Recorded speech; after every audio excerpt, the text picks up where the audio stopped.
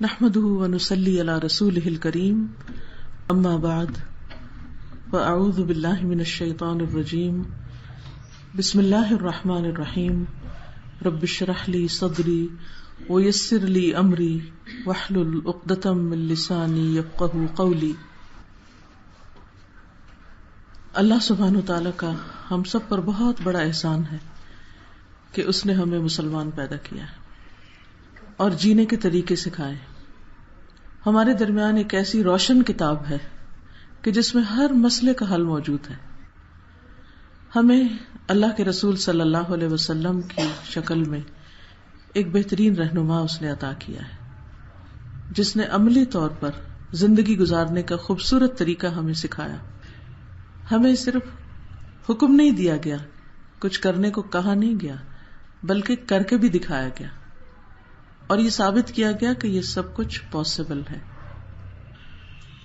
چونکہ اللہ نے ہمیں پیدا کیا، اس لیے ہمارے لیے لازم ہے کہ جو وہ ہم سے چاہتا ہے ہم وہ کریں، اس کے مطابق زندگی بسر کریں، اور اسی میں ہماری کامیابی ہے۔ کامیابی اور سکسیس کی بہت سی ڈیفینیشنز ہو سکتی ہیں، مختلف لوگ اس کو مختلف طریقے سے دیکھتے ہیں، لیکن ایک مسلمان کے نزدیک کامیابی وہ ہوتی ہے کہ جو صرف اس دنیا کی نہ ہو بلکہ آخرت کی بھی ہو، جہاں انسان کو ہمیشہ ہمیشہ کے لیے رہنا ہے۔ آخرت کی کامیابی کن چیزوں میں ہے؟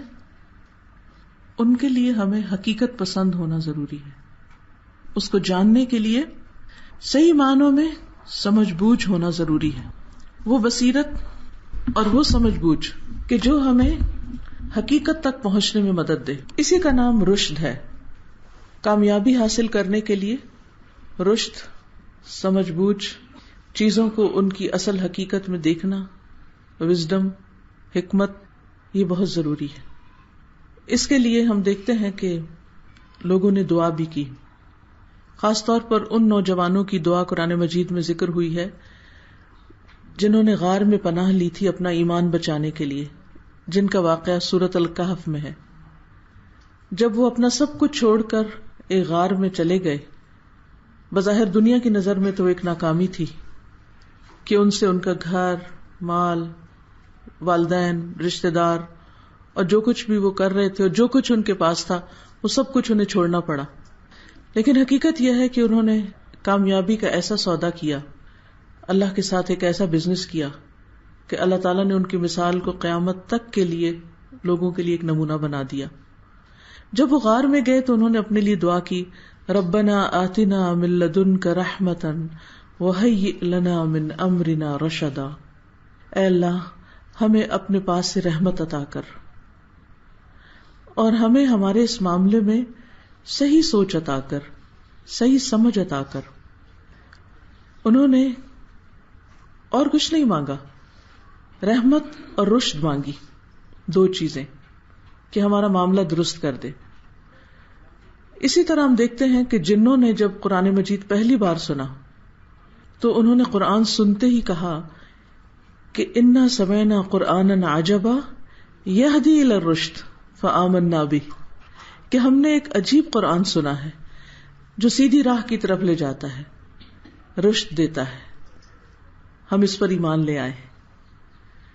تو قرآن مجید ایک ایسی چیز ہے کہ جس کو انسان اگر ایک بار بھی پڑھ لے تو اس کو اس کا مقصد سمجھ میں آ جاتا ہے کہ یہ کتاب سیدھی راہ دکھانے والی ہے اور حقیقی معنوں میں انسان کو سمجھ بوجھ عطا کرنے والی ہے۔ رشد اصل میں کہتے ہیں کسی چیز کی حقیقت کو پا لینا، صحیح سمت میں جانا، صحیح ڈائریکشن لینا، کسی چیز کی اصل تک پہنچ جانا۔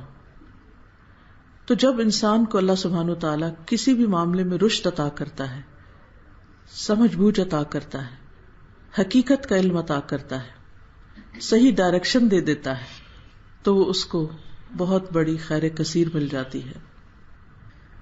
موسیٰ علیہ السلام نے جب ہجرت کی، مدین کا سفر اختیار کیا،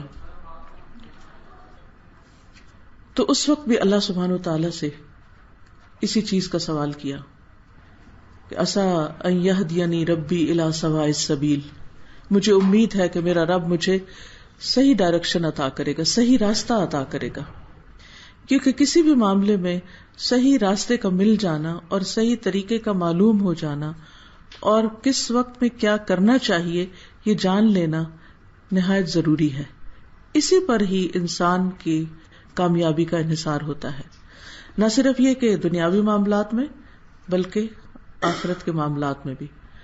موسیٰ علیہ السلام نے جب خضر علیہ السلام کی پیروی کی تو اس وقت ان سے کہا هل اتبعک علی ان تعلمنی مما علمت رشدا، کیا میں آپ کے پیچھے چلوں، آپ کے ساتھ چلوں اس شرط پر کہ جو کچھ آپ کو سکھایا گیا ہے اس میں سے آپ مجھے بھی کچھ سکھائیے، مجھے بھی کچھ بھلائی عطا کیجیے، مجھے بھی رشد دیجیے. یعنی میں آپ سے وہ چیز سیکھنا چاہتا ہوں جو میرے پاس نہیں. تو ہم سب کو بھی اللہ سبحانہ وتعالیٰ سے دعا کرنی چاہیے کہ زندگی کے مختلف معاملات میں ہم اللہ سے رشد مانگیں کہ اے اللہ، جو بھی میری زندگی میں کسی بھی قسم کا کوئی بھی امپورٹنٹ ڈیسیژن مجھے لینا ہے، کوئی بھی فیصلہ کرنا ہے، کوئی بزنس کرنا ہے، کوئی جاب کرنی ہے، کہیں شادی کسی بچے کی کرنی ہے، یا پھر دینی معاملات ہیں، مثلا رمضان آ رہا ہے، رمضان گزارنا ہے، کیسے گزارنا ہے، کیا کرنا چاہیے، اس میں کیا کرنا مجھے فائدہ دے گا، میرے دن کیسے گزرنے چاہیے، میری راتیں کیسی گزرنی چاہیے، میری عبادت کیسی ہونی چاہیے. تو ان تمام معاملات میں بھی کوئی چھوٹا معاملہ ہو یا بڑا معاملہ ہو، اللہ سبحانہ تعالیٰ سے انسان دل ہی دل میں اور پکار کر رشد مانگے، ہدایت مانگے، صحیح ڈائریکشن مانگے. تو آئیے ہم سب بھی دعا کرتے ہیں کہ اللہ سبحانہ تعالیٰ ہمارے آنے والے دنوں کو، یعنی رمضان المبارک کے مہینے کو بہترین طریقے سے گزارنے کی توفیق دے، ان دنوں کی قدر کرنے کی توفیق دے، اور ان دنوں میں جو کچھ ہمیں کرنا چاہیے ہم واقعی وہی کریں.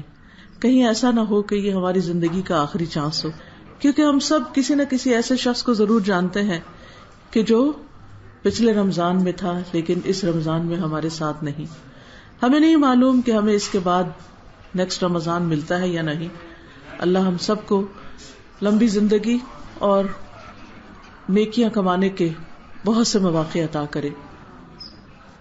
جہاں تک رمضان کا تعلق ہے تو اللہ سبحانہ تعالیٰ نے اس مہینے کو ہمیں عطا کیا اور اس میں ہمیں بہت کچھ کمانے کا اور بہت کچھ حاصل کرنے کا موقع دیا. لیکن ان حاصل کرنے والی چیزوں میں سے سب سے بڑی چیز جو ہمیں حاصل کرنی ہے، جس کے لیے روزے فرض کیے گئے ہیں، وہ ہے تقویٰ. ہم کچھ بھی حاصل کر لیں لیکن اگر ہمیں رمضان میں تقویٰ حاصل نہیں ہوتا تو گویا رمضان سے پہلے اور رمضان کے بعد ہم ویسے کے ویسے ہی ہیں. تو اصل ضرورت اس بات کی ہے کہ ہم اللہ سبحانہ تعالیٰ سے اس رمضان میں اپنے لیے تقویٰ کا سوال کریں. اللہم آت نفسی تقواہا وزکھا انت خیر من زکاہا انت ولیہا ومولاہا، کہ اے اللہ تو میرے دل کو تقویٰ عطا کر اور تو اسے پاک کر، تو اسے تزکیہ عطا کر، اور تو بہترین ہے جو اسے پاک کر سکتا ہے.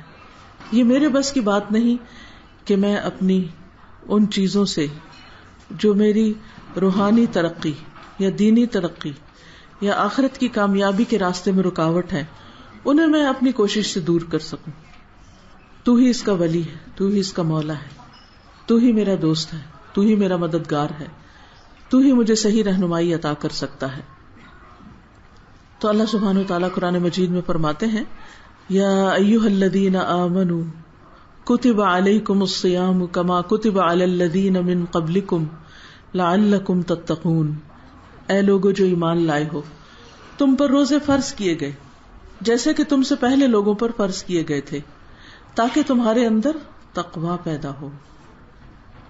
رمضان میں بھوکا پیاسا رکھنے کا اور راتوں کو اللہ کے حضور قیام کرنے کا اصل مقصد، اصل مطلوب، اصل غرض یہی ہے کہ ہمارے اندر یہ کوالٹی پیدا ہو جائے، کیونکہ اللہ سبحانہ وتعالی ہمیں متقی دیکھنا چاہتے ہیں، کیونکہ کامیابی متقین ہی کے لیے ہے. یہ لفظ تو ہم عام طور پر بولتے ہی رہتے ہیں، لیکن حقیقت یہ ہے کہ اس کا مطلب کیا ہے، یہ کیا چیز ہے، وہ کیا کوالٹی ہے، یعنی تقویٰ ہے کیا؟ ہم سب بچپن سے تقویٰ کا لفظ سنتے آ رہے ہیں اور ہم سب بولتے بھی رہتے ہیں، اردو میں عام استعمال ہوتا ہے، لیکن اس کی حقیقت کیا ہے، اس کو جاننا اور اس کو سمجھنا بہت ضروری ہے۔ تقویٰ کا لفظ جو ہے عربی زبان میں وقع یقی سے ہے، جس کا مطلب ہوتا ہے ٹو پروٹیکٹ، بچنا، بچانا۔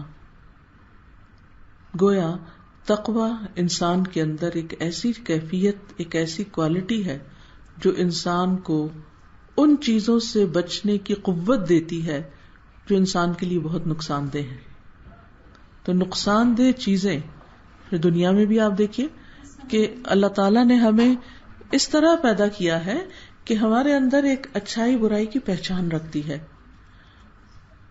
ہمارے اندر فائدے اور نقصان کی ایک میزان اور ایک کرائیٹیریا رکھ دیا ہے۔ جب ہم کوئی بھی ایسی چیز دیکھتے ہیں جس میں ہمیں بظاہر نقصان نظر آتا ہے تو ہم فوراً اس سے بچنے کی کوشش کرتے ہیں، اور جب ہم کوئی بھی ایسی چیز دیکھتے ہیں جس میں ہمیں فائدہ نظر آتا ہے تو ہم اس کی طرف بڑھنے کی کوشش کرتے ہیں۔ دنیاوی معاملات میں ہم سب اپنے نفع نقصان کو سمجھتے ہیں اور اس کے لیے اسٹرگل بھی کرتے ہیں، لیکن دین کے معاملے میں، آخرت کے معاملے میں کس چیز میں فائدہ ہے، کس چیز میں نقصان، اس کے معاملے میں عام طور پر ہم اتنے کانشیس نہیں ہوتے، اور اگر ہوں بھی تو بعض اوقات ہمیں یہی پتہ نہیں ہوتا کہ واقعی کون سی چیز ہمارے لیے فائدہ مند ہے۔ اس کے لیے ہم سب کو علم نافع کی ضرورت رہتی ہے، فائدہ مند علم کی ضرورت ہوتی ہے۔ وہ فائدہ مند علم کون سا ہے؟ وہ خالص پیور علم ہے جو قرآن و سنت سے ہمیں ملتا ہے، اور اس میں ہر چیز کے بارے میں ہمیں بہترین رہنمائی دے دی گئی ہے۔ اس کو سیکھنا ہم سب پر فرض ہے، یعنی ہم اس دنیا کے لیے پیدا نہیں ہوئے، ہم پیدا ہوئے آخرت کے لیے۔ یہ اللہ سبحانہ و تعالیٰ کا ایک بہت گریٹ کریشن پلان ہے جس کا ہم ایک حصہ ہیں۔ اللہ تعالیٰ نے صرف آسمان و زمین نہیں اور اس کے اندر بے شمار نعمتیں نہیں بنائی، بلکہ انسان کو پیدا کیا اور ہم سب کے لیے یہ نعمتیں رکھی، لیکن ہمیں کسی اور کام کے لیے رکھا، اور وہ ہے اس کی عبادت اور اس کو راضی کرنا۔ جب انسان اس کو راضی کرتا ہے تو پھر اس کے نتیجے میں وہ انعام دیتا ہے، اور وہ انعام اس کی رحمت جنت کی شکل میں ہے، جس میں انسان کو پھر ہمیشہ رہنا ہے۔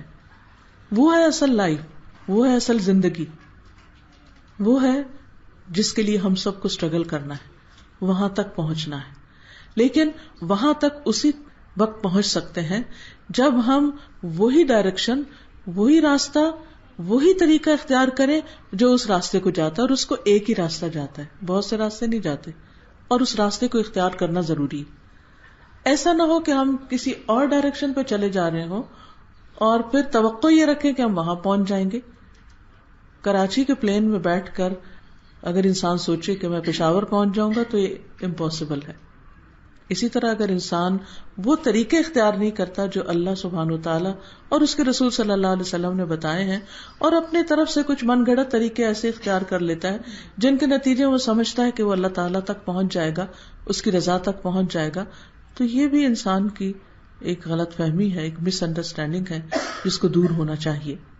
تو بہرحال ہم بات کر رہے تھے تقویٰ کی، کہ تقویٰ جو ہے وہ انسان کے اندر غلط سوچ، غلط راستوں، غلط گفتگو، غلط کاموں، غلط معاملات اور تمام تر نقصان دہ چیزوں سے بچنے کی ایک صلاحیت پیدا کر دیتا ہے۔ امام ابن تیمیہ کہتے ہیں کہ دنیا کی تمام آفات اور مصیبتوں سے جان چھوٹ نہیں سکتی مگر اللہ کے ساتھ خالص ہو کر، اخلاص کے ساتھ۔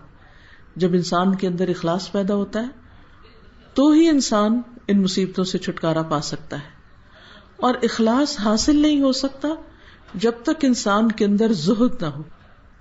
زہد کیا ہوتا ہے؟ دنیا سے بے رغبتی، اس ساری دنیا کی اٹریکشنز میں سے نکل کر اپنے رب کو ہر چیز سے زیادہ چاہنا، اپنے رب کی محبت حاصل کرنا۔ اور وہ کہتے ہیں کہ زہد حاصل نہیں ہو سکتا مگر تقوی اختیار کرنے کے بعد، تقوی اپنانے کے بعد۔ اور تقوی کیا ہے؟ جو کچھ اللہ نے حکم دیا اس کو بجا لایا جائے، اور جس چیز سے اس نے روکا اس سے رک جایا جائے.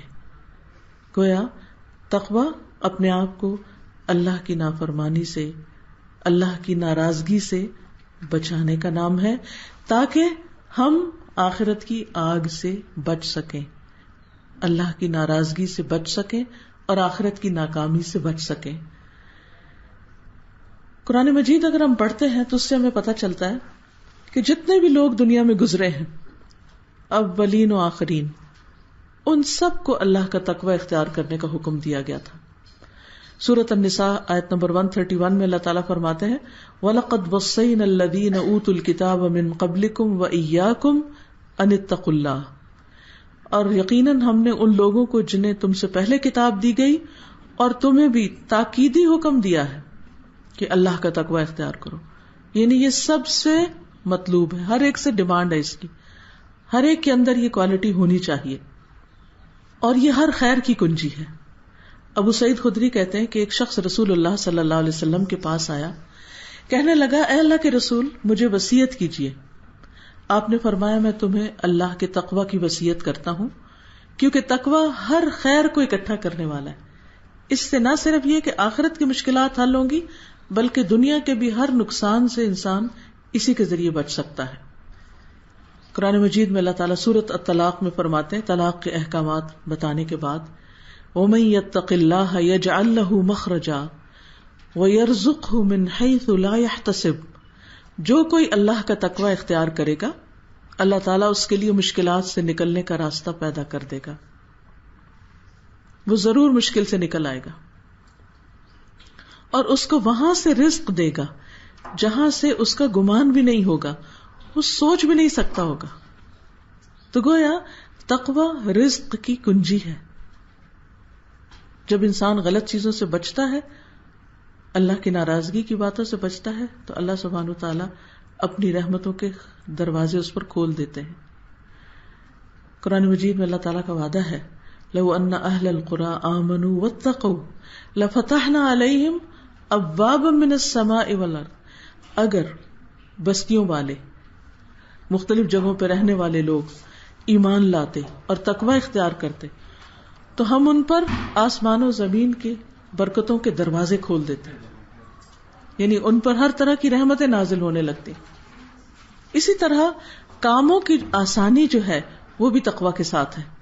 اللہ تعالیٰ فرماتے ہیں وَمَن يَتَّقِ اللَّهَ يَجْعَل لَّهُ مِنْ أَمْرِهِ يُسْرًا، جو اللہ کا تقوی اختیار کرے گا اللہ تعالیٰ اس کے لیے ہر معاملے میں آسانی پیدا کر دے گا. اب یہ میری بات تو ہے نہیں، یہ تو اللہ کی بات ہے، یہ اللہ کا وعدہ ہے، ہر معاملے میں آسانی پیدا کر دے گا اگر انسان اللہ کا تقوی اختیار کرے گا. اسی طرح تقوی خوف اور غم سے نجات کا باعث ہے. اب دیکھیے کہ دنیا میں انسان کو مختلف طرح کے امتحانوں سے واسطہ پڑتا ہے، کبھی رزق کے معاملے میں، کبھی اولاد کے معاملے میں، کبھی لوگوں سے، کبھی اپنی ہی جسمانی تکلیفوں اور بیماریوں کی وجہ سے طرح طرح کی پریشانیاں انسان کے لیے ہوتی. آپ دنیا کے کسی بھی انسان کے پاس بیٹھ جائیں، غریب سے غریب ترین انسان کے پاس اور امیر سے امیر ترین انسان کے پاس، دنیا میں بظاہر ناکام ترین انسان کے پاس اور کامیاب ترین انسان کے پاس، کوئی بھی شخص اس سے خالی نہیں کہ اس کی زندگی میں کوئی نہ کوئی مسئلہ، کوئی نہ کوئی روگ، کوئی نہ کوئی ایسی پریشانی، فکر یا غم کی بات نہ ہو. کسی کی چھوٹی ہوگی اور کسی کی بڑی ہوگی. ان چیزوں سے کس طرح نکلا جا سکتا ہے؟ بہت سی چیزیں ایسی ہوتی ہیں کہ ہم ان کو ہٹا نہیں سکتے. جیسے انسان اگر کسی راستے پہ جا رہا ہو اور آگے بھاری چٹان آ جائے تو اس کو تو وہ نہیں ہٹا سکتا، کیونکہ یہ ضرور کر سکتا ہے کہ اپنا راستہ تبدیل کر لے. ان غموں سے نکلنے کا بھی یہی طریقہ ہے، ان پریشانیوں سے نکلنے کا بھی یہی طریقہ ہے. وہ اپنی جگہ رہیں گی، ان میں سے بہت سی چیزوں کو آپ تبدیل نہیں کر سکیں گے، لیکن اگر اپنے اندر تبدیلی آ جاتی ہے، اگر ہمارے دل میں تبدیلی آ جاتی، ہماری سوچ میں تبدیلی آ جاتی، ہمارے خیالات میں تبدیلی آ جاتی، تو وہی بڑی بڑی چٹانیں ہمارے سامنے کوئی حیثیت نہیں رکھتی. بڑے بڑے مسائل پر ہمارے لیے کوئی مسئلہ نہیں رکھتے، کیونکہ انسان اس کو تقدیر کا حصہ سمجھ کے اس طرح ایکسپٹ کر لیتا ہے کہ دس از پارٹ آف لائف، اس کو تو ہونا ہی تھا. یہ تو اس دنیا کا قانون ہے کہ پھولوں کے ساتھ کانٹے تو ہوں گے، لیکن انسان کی نظر جب کانٹوں سے ہٹ کے پھر پھولوں کی طرف جاتی ہے تو وہ ان کو دیکھ کر خوش ہوتا ہے، اور کانٹے نگاہوں سے اوجھل ہو جاتے کیونکہ اس کا فوکس جو ہے وہ پھول ہو گیا ہے. ہر انسان کی زندگی میں جہاں پریشانی ہے وہاں نعمتیں بھی ہیں، آسانیاں بھی ہیں، کیونکہ یہ بھی اللہ تعالیٰ کا فرمان ہے ان مع العسر یسرا، تنگی کے ساتھ آسانی ہے، بعد میں نہیں، تنگی کے ساتھ آسانی. ایسا نہیں کہ اللہ تعالیٰ نے کسی کو صرف مشکل میں ہی ڈالا، اس کے لیے زندگی میں بہت سی آسانیاں بھی رکھی ہیں. لیکن ہوتا یہ ہے کہ جب ہم مشکلات کو فوکس کر لیتے ہیں تو ہماری نعمتیں اور آسانیاں جو پس منظر میں چلی جاتی ہیں. آپ اس وقت بھی تجربہ کر سکتے ہیں، سامنے رکھی ہوئی کسی بھی چیز کو اگر آپ کسی ایک چیز پر نظر جماتے ہیں تو باقی چیزیں آپ کو نظر آنی بند ہو جاتی یا ڈم ہو جاتی، مدھم ہو جاتی. اب یہ ہم پر ہے کہ ہم کس چیز کو دیکھتے ہیں، ہمارا فوکس کیا ہے.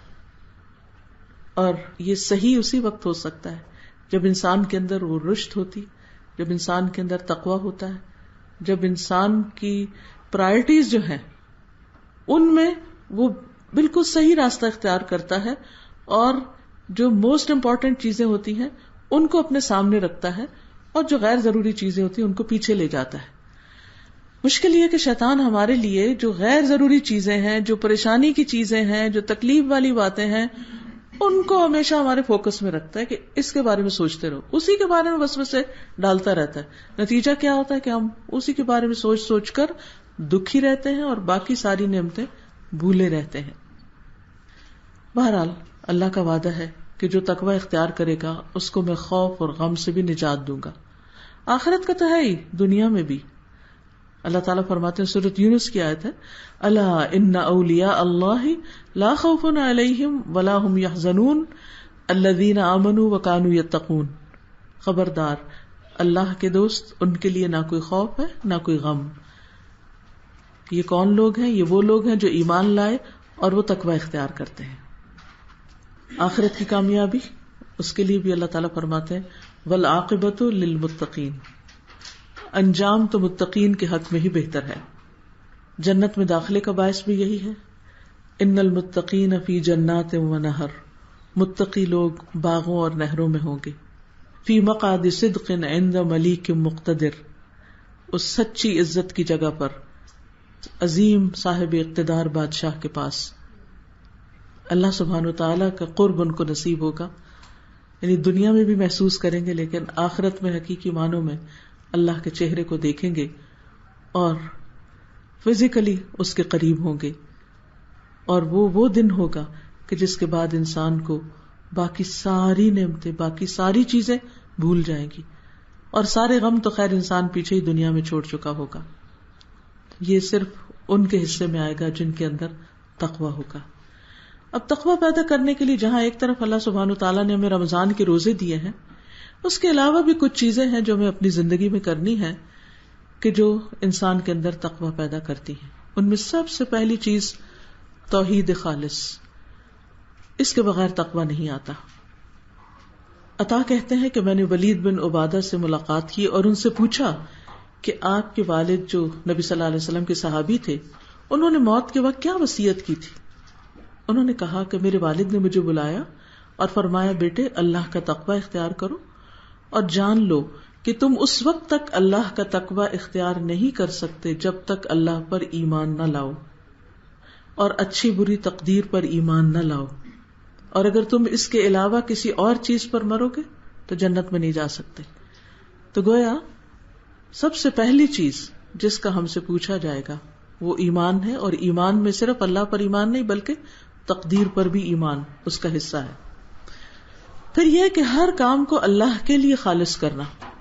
قرآن مجید میں آتا ہے وَسَيُجَنَّبُهَا الْأَتْقَى الَّذِي يُؤْتِي مَالَهُ يَتَزَكَّى وَمَا لِأَحَدٍ عِندَهُ مِن نِّعْمَةٍ تُجْزَى إِلَّا ابْتِغَاءَ وَجْهِ رَبِّهِ الْأَعْلَى وَلَسَوْفَ يَرْضَى. اور عنقریب تقوی والا اس جہنم سے دور رکھا جائے گا وہ جو اپنا مال دیتا ہے کہ پاک ہو جائے، یعنی صرف اللہ کی رضا کے لیے، اپنے نفس کی طہارت کے لیے، پاکیزگی کے لیے اللہ کی راہ میں صدقہ کرتا ہے. کسی دکھاوے کے لیے نہیں، کسی پر احسان جتانے کے لیے نہیں، حالانکہ اس کے ہاں کسی کا کوئی احسان نہیں کہ اس کا بدلہ دیا جائے، مگر وہ تو صرف اپنے رب کا چہرہ طلب کرنے کے لیے دیتا ہے جو سب سے بلند ہے، اور یقیناً وہ اس سے راضی ہو جائے گا۔ اسی طرح تقویٰ اس وقت انسان کو نصیب ہوتا ہے جب انسان لوگوں کے بیچ میں بھی اور تنہائی میں بھی، اکیلے میں بھی صرف اللہ سے ڈرنے والا ہو، بندوں سے نہیں۔ اتق اللہ حیث ما کنت، کہیں بھی انسان ہو وہ اس احساس سے خالی نہ ہو کہ میرا رب میرے ساتھ ہے، وہ مجھے دیکھ رہا ہے، وہ مجھے سن رہا ہے، وہ میرا حال جانتا ہے۔ ابو ذر رضی اللہ عنہ کو نبی صلی اللہ علیہ وسلم نے فرمایا تھا کہ میں تمہیں خفیہ اور ظاہر طور پر اللہ کے تقویٰ کی وصیت کرتا ہوں۔ یعنی یہ تقویٰ کوئی ایک خاص ڈریس کا نام نہیں کہ جو لوگوں کے بیچ میں پہن کے تم اپنے آپ کو بڑے پارسا اور نیک ثابت کرو، بلکہ یہ تو دل کی کیفیت کا نام ہے کہ دل کے اندر ایک احساس ہو کہ جو ہر وقت انسان کے ساتھ لگا ہوا ہو کہ میرا رب میرے ساتھ ہے، میرا رب مجھے دیکھ رہا ہے۔ فرمایا تم اللہ سے اس طرح ڈرو گویا کہ تم اللہ کو دیکھ رہے ہو، یعنی جیسے کسی کو دیکھ کے ڈر لگتا ہے نا، اس طرح کا ڈر ہونا چاہیے، اس ڈر کا نام تقویٰ ہے۔ اور اگر یہ مرتبہ حاصل نہ ہو تو اتنا یقین رکھو کہ اللہ تم کو دیکھ رہا ہے۔ اسی لیے ہم دیکھتے ہیں کہ رمضان کی روزوں کی جب بات ہوئی تو اس میں بھی اخلاص کی بات ہے۔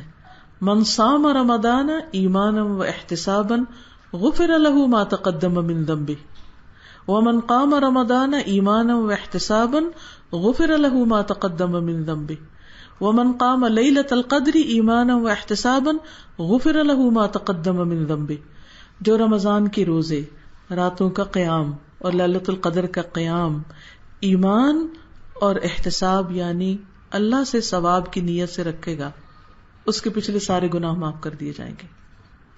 تو گویا سب سے پہلی چیز اخلاص ہے کہ جو بھی کام کیا جائے وہ اللہ کے لیے کیا جائے۔ دوسری چیز جس سے انسان کو تقویٰ حاصل ہوتا ہے وہ ہے عبادات کا اہتمام، کیونکہ اللہ تعالیٰ نے عبادت ہم پر فرض ہی اس لیے کی ہے تاکہ ہمارے اندر تقویٰ پیدا ہو۔ یا ایھا الناس اعبدوا ربکم الذی خلقکم والذین من قبلکم لعلکم تتقون، اے لوگو اپنے رب کی عبادت کرو جس نے تمہیں پیدا کیا اور تم سے پہلے لوگوں کو بھی پیدا کیا تاکہ تمہارے اندر تقویٰ پیدا ہو۔ تو گویا عبادت کی غرض ہی یہی ہے، اور پھر یہ کہ اس کے بتائے ہوئے راستے پر انسان چلتا چلا جائے، نہ صرف یہ کہ اللہ کی اطاعت بلکہ اس کے رسول صلی اللہ علیہ وسلم کی اطاعت، اور کوئی بھی کام جو دین کے نام پر انسان کرے اس کی دلیل وہاں سے لائے۔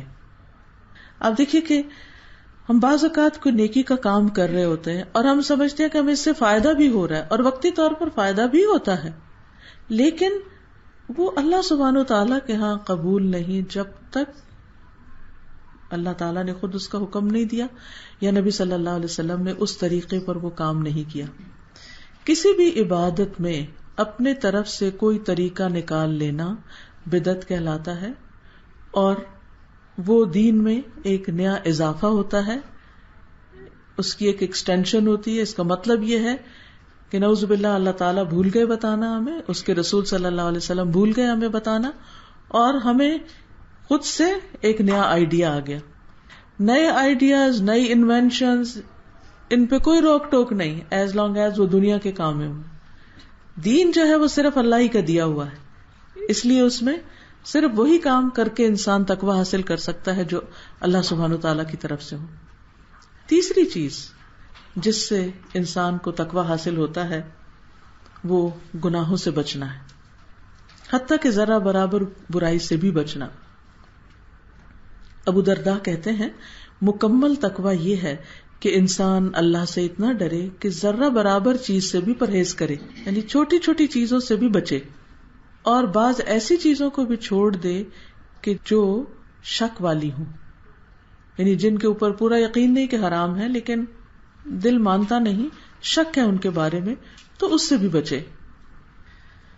پھر ابن عمر کہتے ہیں کہ بندہ تقویٰ کی حقیقت کو نہیں پا سکتا جب تک کہ جو بات دل میں کھٹکتی ہے اس کو بالکل چھوڑ نہ دے، اب دیکھیے کہ کچھ چیزیں تو ہمیں کتاب سے مل جاتی ہیں، سنت سے مل جاتی ہیں، لیکن کچھ چیزیں ایسی ہوتی ہیں کہ جن کا ڈائریکٹ ہمیں کوئی حکم نہیں ملتا، مگر ہمارے ضمیر کے اندر ان کو کر کے ایک کھٹک ہوتی، ہمارا دل راضی نہیں ہوتا اس پر، ہمیں اطمینان نہیں ہوتا، ہمیں لگتا ہے کہ دیر از سم تھنگ رانگ، کچھ ہے اس میں اونچ نیچ. تو ایسی چیز کو بھی چھوڑ دینا چاہیے، کیونکہ تقویٰ جو ہے وہ دل کے اندر ایک اطمینان اور سکون اور خوشی پیدا کرتا ہے، چاہے انسان کتنے بھی مصیبتوں میں گرا ہوا ہو. لیکن شک والی چیز جو ہے وہ تقویٰ کے منافی ہوتی ہے، اور اس سے انسان کے اندر بے چینی اور گلٹ اور ایک اضطراب پیدا ہو جاتا ہے. پھر اسی طرح ان چیزوں سے بھی بچنے کا نام تقویٰ ہے جن سے عام طور پر لوگ نہ بچتے ہوں. تو ایک متقی انسان ان کے بارے میں بھی محتاط ہوتا ہے کہ کہیں ایسا نہ ہو کہ اس کام کو کرنے سے میں کسی غلط راستے پہ چل پڑوں، تو اس سے بھی اپنے آپ کو محفوظ رکھتا ہے. پھر اسی طرح اپنی تکلیفوں سے، برائیوں سے دوسروں کو محفوظ رکھنے کا نام بھی تقویٰ ہے. صحابہ نے پوچھا ایک مرتبہ نبی صلی اللہ علیہ وسلم سے کہ کون سا مومن سب سے افضل ہے؟ تو آپ نے فرمایا کہ وہ جو اللہ کے راستے میں اپنی جان مال سے جہاد کرے، یعنی تن من لگائے اللہ کی خوشی حاصل کرنے کے لیے. صحابہ نے پوچھا اس کے بعد کون؟ فرمایا وہ مومن جو پہاڑ کی کسی گھاٹی میں رہے، اللہ کا تقویٰ رکھے اور لوگوں کو اپنی برائی سے محفوظ رکھے، یعنی لوگوں کے ساتھ برا سلوک نہ کرے، برا معاملہ نہ کرے. لوگوں کے ساتھ اچھا صرف اسی وقت ہو سکتا ہے جب لوگوں کے بارے میں ہمارا گمان اچھا ہو، ہمارا خیال اچھا ہو، ہمارا دل صاف ہو، کیونکہ تزکیے کے بغیر معاملہ درست نہیں ہو سکتا. جس انسان کے لیے آپ کا دل اچھا ہے نا، اس کو آپ دیکھ کے ہی خوش ہو جائیں گے، آپ کو کوشش نہیں کرنی پڑے گی اسمائل کرنے کی، خود بخود آپ کے منہ پہ اسمائل آ جائے گی. اور جس انسان کے بارے میں آپ کے دل میں کسی قسم کی کوئی کھٹک ہے یا کوئی ناراضگی ہے یا کوئی برا خیال ہے یا کوئی وسوسہ ہے، آپ کوشش کر کے بھی اپنے آپ کو راضی کریں کہ اس سے اچھی طرح ملے تو آپ نہیں کر سکتے. تو اس لیے تقویٰ اس وقت حاصل ہوتا ہے، تقویٰ اندر تب جاتا ہے جب دل صاف ہوتا ہے. تقویٰ ایسی چیز ہے کہ جو وہاں رہتا ہی نہیں، ٹکتا ہی نہیں جب تک اس کو صاف جگہ نہیں ملتی.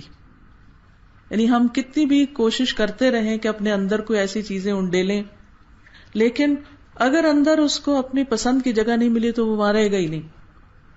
اس لیے دل کو صاف کرنا اور دل کی حفاظت کرنا ضروری ہے. نبی صلی اللہ علیہ وسلم نے 3 بار دل کی طرف اشارہ کر کے فرمایا کہ تقویٰ یہاں ہوتا ہے، لیکن اس کے لیے کیا ہے؟ دل کی حفاظت ضروری ہے.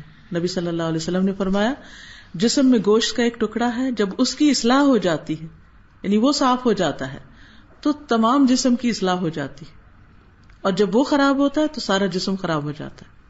اور فزیکلی بھی دیکھیں، اگر آپ دل بند ہے، دل کی کچھ حصہ بھی اگر خراب ہے تو اس کا اثر ساری جسمانی صحت پر پڑتا ہے. یہی حال روحانی صحت کا بھی ہے. تو ضرورت اس چیز کی ہے کہ ہمارا دل اللہ کی طرف جھکنے والا ہو. اللہ کی طرف جھکنے والے کا ہونا کا مطلب کیا ہے؟ کہ جن چیزوں کو اللہ نے چھوڑنے کے لیے کہا ہے ان کو انسان اللہ کا حکم سمجھ کے چھوڑ دے. قرآن مجید میں آتا ہے وَأُزْلِفَتِ الْجَنَّةُ لِلْمُتَّقِينَ غَيْرَ بَعِيدٍ هَذَا مَا تُوعَدُونَ لِكُلِّ أَوَّابٍ حَفِيظٍ مَنْ خَشِيَ الرَّحْمَنَ بِالْغَيْبِ وَجَاءَ بِقَلْبٍ مُنِيبٍ ادْخُلُوهَا بِسَلَامٍ ذَلِكَ يَوْمُ الْخُلُودِ لَهُمْ مَا يَشَاءُونَ فِيهَا وَلَدَيْنَا مَزِيدٌ. اور جنت تقوی والوں کے قریب لے آئی جائے گی، ان کو وہاں نہیں جانا پڑے گا، وہ قریب آ جائے گی، کچھ دور نہ ہوگی. غیر بعید یہ ہے جس کا تم سے وعدہ کیا جاتا تھا، ہر اس شخص کے لیے جو بہت رجوع کرنے والا ہو، بار بار اللہ کی طرف پلٹے، خوب حفاظت کرنے والا ہو، یعنی اپنے خیالات کی، اپنی زبان کی، اپنے اعمال کی، جو رحمان سے بن دیکھے ڈرتا ہو. رجوع کرنے والا دل لے کر آیا. اور دل کا رجوع کیا ہوتا ہے؟ دل ایسی چیز ہے نا کہ جس کے اندر وسوسے بھی آتے ہیں، بدگمانیاں بھی آتی ہیں، خیالات بھی آتے ہیں، کبھی اللہ کے بارے میں، کبھی اس کے رسول کے بارے میں، کبھی دین کے بارے میں، کبھی لوگوں کے بارے میں، کبھی کسی چیز کے بارے میں. اس کی حالت بدلتی رہتی. اب یہ نہیں کہ خیال آئے گا نہیں کوئی برا، آئے گا، وہ تو شیطان ساتھ ہے، اس کا تو 24/7 کام ہی یہی ہے کہ وہ آپ کے دل کو خراب کرے، کیونکہ اس کا جو ٹارگٹ ہے وہ دل ہے کہ اس پر, اس ہیڈ کوارٹر پر کنٹرول ہو جائے تو پوری کنگڈم ہاتھ میں آ جائے گی. پورے کا پورا پھر انسان میرا ہی ہے, کیونکہ ہم بولتے وہی ہیں جو ہمارا دل چاہتا ہے, ہم سنتے وہ اسی طرح ہیں جو ہمارے دل میں ہوتا ہے, ہم دیکھتے وہی ہیں جو ہمارے دل میں ہوتا ہے. تو جب دل صاف ہوگا تو ہر چیز صاف ہو جائے گی, اور جب دل ٹھیک نہیں تو کچھ بھی صاف نہیں ہو سکتا. تو اس لیے بار بار پلٹنے کا مطلب یہ کہ ادھر سے کوئی چیز باہر ہوا شیطان کا, اور ادھر سے اس کو باہر نکالا, اور پھر وہ اللہ کی طرف لوٹ گئے, پھر اپنے دل کو صحیح کر لیا, صاف کر لیا. پھر فرمایا اس سے کہا جائے گا کہ اس میں سلامتی کے ساتھ داخل ہو جاؤ, یہی ہمیشہ رہنے کا دن ہے, ان کے لیے وہاں وہ کچھ ہوگا جو وہ چاہیں گے, اور ہمارے پاس مزید بھی ہے, یعنی ان کی خواہشات سے بھی بڑھ کر ہے. اب دل کو کس طرح صاف رکھا جائے؟ ہوتا یہ کہ جب انسان گناہ کرتا ہے تو دل پہ سیاہ دھبا لگتا ہے, سیاہ ڈاٹ لگتا ہے. جب انسان توبہ کر لیتا ہے, اللہ سے معافی مانگتا ہے, اگر بندوں کے حق میں کوئی زیادتی ہے ان سے معافی مانگ لیتا ہے تو وہ نقطہ دھل جاتا ہے, اور اگر معافی نہیں مانگتا تو وہ سیاہ نقطہ پھیلنے لگتا ہے, اور پھیلتا پھیلتا پورا دل سے آ کر دیتا ہے. پھر انسان کے اندر بے حسی آتی, اندھیرا آ جاتا ہے, سیاہی ایک اندھیرا لاتی. پھر انسان کے پاس ساری نعمتیں ہونے کے باوجود بھی اس کا کسی چیز میں دل نہیں لگتا, نہ اس کو کھانے میں مزہ آتا ہے, نہ اس کو پہننے میں آتا ہے, نہ اس کو لوگوں سے مل کے آتا ہے, نہ اس کا دل تنہائی میں لگتا ہے, جس کو دوسرے لفظوں میں پھر ہم ڈپریشن کا نام دیتے ہیں. یہ کہاں سے ڈیولپ ہوتا ہے؟ یہ انہی چیزوں سے کہ جن کے بارے میں ہمارے اندر ایک چبھن ہوتی ہے, ایک گلٹ ہوتا ہے, اور ہم اس کو سپریس کرتے رہتے ہیں اور اس کو صاف کرنے کی کوشش نہیں کرتے, اللہ کی طرف رجوع نہیں کرتے, بندوں کی طرف رجوع نہیں کرتے. تو جب انسان رجوع کرنے لگتا ہے, پلٹ آتا ہے, اپنی غلطی مانگ لیتا ہے, ایگو سے باہر نکل آتا ہے, تو انسان کے اندر ایک اطمینان پیدا ہو جاتا ہے. مرحلہ مشکل ہوتا ہے لیکن اس کے بعد بہت آسانی ہوتی ہے. عبداللہ بن عمر کہتے ہیں کہ آپ صلی اللہ علیہ وسلم سے کہا گیا, اے اللہ کے رسول, لوگوں میں کون سب سے افضل ہے؟ فرمایا, صاف دل والا اور زبان کا سچا. لوگوں نے کہا کہ زبان کے سچے کو تو ہم پہچانتے ہیں, لیکن صاف دل کون ہے؟ آپ نے فرمایا, متقی, پاک صاف, جس کے دل میں گناہ نہ ہو, بغاوت نہ ہو, خیانت نہ ہو, حسد نہ ہو, کیونکہ یہ ساری چیزیں مل کے دل کو مردہ کر دیتی ہیں. اور جب انسان کا دل مردہ ہو جاتا ہے تو پھر نہ اس کا عبادت میں دل لگتا ہے, نہ ذکر میں دل لگتا ہے, اور نہ کسی اور چیز میں. لہذا ہم میں سے ہر ایک کی ہمیشہ اپنے دل پر نظر ہونی چاہیے کہ دل کی کیفیت کیا ہے, کیونکہ وہ ہر وقت بدلتی رہتی ہے, اس لیے اس کی مانیٹرنگ بھی ہر وقت ضروری ہے, اس سے غافل نہیں ہونا چاہیے. جس وقت بھی ایسی کوئی چیز محسوس ہو, بوجھل پن محسوس ہو, اداسی محسوس ہو, بے چینی ہو, دل نہ لگ رہا ہو, فوراً اللہ کو یاد کیجیے, اللہ کا ذکر کیجیے, استغفار کیجیے, اللہ کے آگے روئیے. اللہ سبحانہ وتعالی اس سے بڑھ کے تو کوئی قریب ہی نہیں. ان ربی قریب مجیب, بے شک میرا رب تو قریب ہے, جواب دیتا ہے. وہ تو اگر آپ زبان سے کچھ بھی نہیں کہتے تو آپ کے دل سے جو کچھ اٹھ رہا ہے وہ تو اس کو بھی سن رہا ہے, وہ تو اس کو بھی دیکھ رہا ہے, تو اس کو بھی جانتا ہے. تو گویا پلٹنے میں, توبہ کرنے میں, اپنی گلٹ کو دھونے میں, اپنی پریشانی کو ختم کرنے میں دیر نہ کریں. پانچویں چیز جو انسان کے اندر تقویٰ پیدا کرتی ہے وہ ہے زبان کی حفاظت. زبان کے معاملے میں اللہ سے ڈرنا. انسان جب صبح کرتا ہے تو جسم کے سارے اعضاء زبان سے کہتے ہیں ہمارے معاملے میں اللہ سے ڈرو, اللہ کا تقویٰ اختیار کرو. تم سیدھی رہی تو ہم بھی سیدھے رہیں گے, تم ٹیڑھی ہوگی تو ہم بھی ٹیڑھے ہو جائیں گے. اور حقیقت یہ ہے کہ غلطی زبان کرتی ہے لیکن سزا تو سارے جسم کو بھگتنی پڑتی ہے. رسول اللہ صلی اللہ علیہ وسلم نے فرمایا, کسی انسان کا ایمان درست نہیں ہو سکتا جب تک کہ اس کا دل درست نہ ہو, اور اس کا دل درست نہیں ہوتا یہاں تک کہ اس کی زبان درست ہو جائے. تو ابھی ہم پیچھے جو بات کر رہے تھے نا کہ دلوں کی درستگی کا خیال رکھیں, قلب سلیم پیدا کریں, وہ ہو نہیں سکتا جب تک زبان صحیح نہ ہو. کیونکہ جو کچھ انسان بولتا ہے اس کے کانوں کے راستے سے سیدھا اس کے دل پر ہی جاتا ہے. کسی کو اگر ہم کچھ بھی کہتے ہیں، برا بھلا کہتے ہیں، کسی پہ چیختے چلاتے ہیں، کسی کی غیبت کرتے ہیں، کسی پہ الزام، کچھ بھی، کوئی بھی غلط بات، وہ اس تک تو جب پہنچے گی سو پہنچے گی، اس سے پہلے ہمارے اپنے اوپر وار ہو چکا ہوتا ہے، وہ پہنچ چکی ہوتی ہے. تو اس لیے بجائے اس کے کہ انسان منہ سے لفظ نکال کر شرمندہ ہو، اس کو ریگریٹس ہوں، انسان اسی کی حفاظت کر لے، اسی کو کنٹرول کرے تو بہت سی مشکلات سے بچ سکتا ہے. نبی صلی اللہ علیہ وسلم نے فرمایا فحش گوئی یعنی گالی گلوچ، زیادہ باتیں کرنا نفاق کے 2 شعبے، یعنی اس سے منافقت جنم لیتی ہے. آپ نے فرمایا کہ فائدے کی بات کرو ورنہ خاموش رہو. اور پھر قرآن مجید میں کامیاب لوگوں کی جو صفات بتائی گئی ہیں ان میں سے ایک صفت ہے والذین هم عن اللغو معرضون، کہ وہ لغو سے، فضول باتوں سے، بیہودہ باتوں سے بچ کے رہتے ہیں. اور خاص طور پر روزے کی حالت میں. روزہ تو اصل میں ہے ہی اس لیے کہ ہم پریکٹس کریں اس چیز کی کہ ہم ان چیزوں سے اپنی زبان کو بھی روکیں گے، کیونکہ جب تک کوئی جھوٹ بولنا اور جھوٹ پر عمل کرنا نہیں چھوڑتا اس کا روزہ ہی نہیں. اور آپ صلی اللہ علیہ وسلم نے فرمایا روزہ صرف کھانا پینا چھوڑنے کا نام نہیں، بلکہ روزہ تو لغو، بیہودہ، بے فائدہ کام اور جنسی خواہشات پر مبنی حرکات اور کلام سے بچنے کا نام ہے.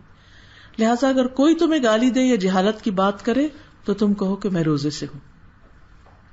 تو جس طرح روزے میں ہم حلال کھانا پینا چھوڑتے ہیں، اسی طرح ہمارے لیے لازم ہے کہ ہم حرام سے بھی بچیں، اور نہ صرف حرام سے بلکہ فضول چیزوں سے بھی بچیں، فضول کلام سے بھی بچیں، اور خاص طور پر بد اخلاقی سے اور بد کلامی سے.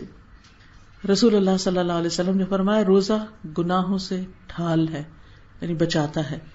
اگر کوئی روزے سے ہو تو اسے فحش باتیں نہیں کرنی چاہیے، شور نہیں مچانا چاہیے، یعنی روزے کی حالت میں خاص طور پر انسٹرکشن ہے کہ شور نہ کرے. اگر کوئی شخص گالی دے یا لڑنا چاہے تو جواب میں یہ کہے کہ میں روزے سے ہوں، میں جواب نہیں دے سکتا. اور ویسے بھی آپ صلی اللہ علیہ وسلم نے مومن کی جو تعریف بتائی ہے، فرمایا مومن تانا دینے والا، لعنت کرنے والا، نازیبا باتیں کرنے والا اور فحش باتیں کرنے والا نہیں ہوتا. آپ نے فرمایا کہ جس نے بری باتیں اور جھوٹ نہیں چھوڑا، اللہ کو اس کے کھانا پینا چھوڑنے کی کوئی ضرورت نہیں. کہ انسان صرف کھانا پینا چھوڑ کے سمجھے کہ میں روزے سے ہوں، اس وقت تک روزہ مکمل نہیں ہوگا جب تک کہ زبان کنٹرول نہیں ہوگی. چھٹی چیز جو انسان کے تقوی میں اضافہ کرتی ہے یا تقوی پیدا کرنے کا ذریعہ ہے وہ ہے زہد. زہد کیا ہے؟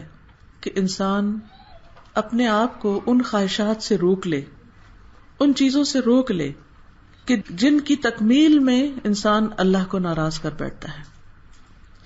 امام راغب کہتے ہیں تقوی سے مراد نفس کی حفاظت ایک ایسی چیز سے کرنا ہے جو گناہ میں ڈالتی ہے. اور بعض اوقات انسان کسی جائز چیز کو بھی اس لیے یا مباح چیز کو بھی اس لیے چھوڑ دے کہ وہ تقوی کی تکمیل کر سکے. غافل کرنے والی مجلسوں، غافل کرنے والے کاموں، غفلت میں ڈالنے والی باتوں اور کمپنی سے بھی پرہیز کرنا چاہیے. یعنی اگر آپ مسلسل ایسے لوگوں کے ساتھ اٹھتے بیٹھتے ہیں کہ جو آپ کو اللہ کی یاد بلا دیتے ہیں یا دین سے دور کر دیتے ہیں، تو اس سے بھی انسان کے لیے مشکلات پیدا ہوتی ہیں. پھر اسی طرح اپنے کاموں میں سادگی اختیار کرنا، یعنی انسان ضرورت کی چیزیں تو استعمال کرے لیکن دنیا کے حصول میں اس دور تک نہ جائے کہ اس کی عبادات متاثر ہوں یا اس کے ایمان میں نقص واقع ہو یا اس کے اندر غفلت پیدا ہو، اور جب اس کی موت آئے تو وہ غافلوں میں شمار ہو. ان چیزوں سے بچنا نہایت ضروری ہے. پھر اسی طرح 7ویں چیز رمضان کی رحمتیں اور برکتیں جانتے ہوئے خوشی سے روزہ رکھنا. اس سے تقویٰ پیدا ہوتا ہے، کیونکہ رمضان کا مہینہ ایسا ہے کہ جس کی پہلی رات ہی شیاطین اور سرکش جن قید کر دیے جاتے ہیں، دوزخ کے دروازے بند کر دیے جاتے ہیں اور ایک دروازہ بھی کھلا نہیں رہتا. جنت کے دروازے کھول دیے جاتے ہیں، ایک دروازہ بھی بند نہیں ہوتا. پکارنے والا پکارتا ہے، اے خیر کے طالب آگے بڑھ اور اے شر کے طالب رک جا. اور اللہ تعالیٰ ہر رات رمضان کی بہت سے لوگوں کو آگ سے نجات دیتے ہیں. پھر اسی طرح رمضان میں دعائیں قبول ہوتی ہیں. ہر روز اللہ سبحانہ وتعالی روزہ دار کے لیے کوئی ایسی دعا رکھتا ہے کہ جو قبول ہوتی ہے.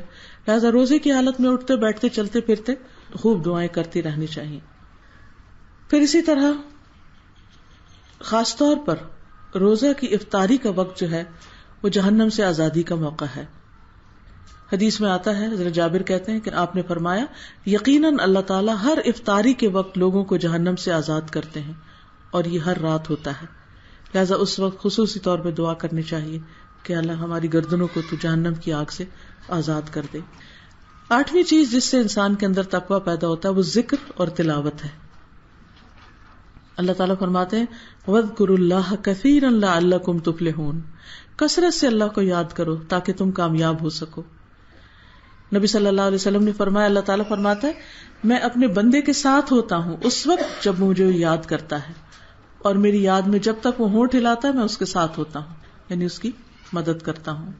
پھر اسی طرح قرآن کی تلاوت، نبی صلی اللہ علیہ وسلم نے فرمایا قرآن کی تلاوت کو اپنے لیے لازم کر لو کیونکہ یہ تمہارے لیے زمین پر نور کا سبب ہے اور آسمان میں ذخیرہ ہوگا.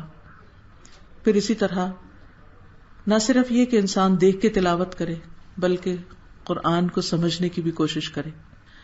اگر سارا قرآن نہ صحیح تو کم از کم کوئی ایک پارہ، چند صورتیں ان کو خوب اچھی طرح سمجھ کے پڑھے.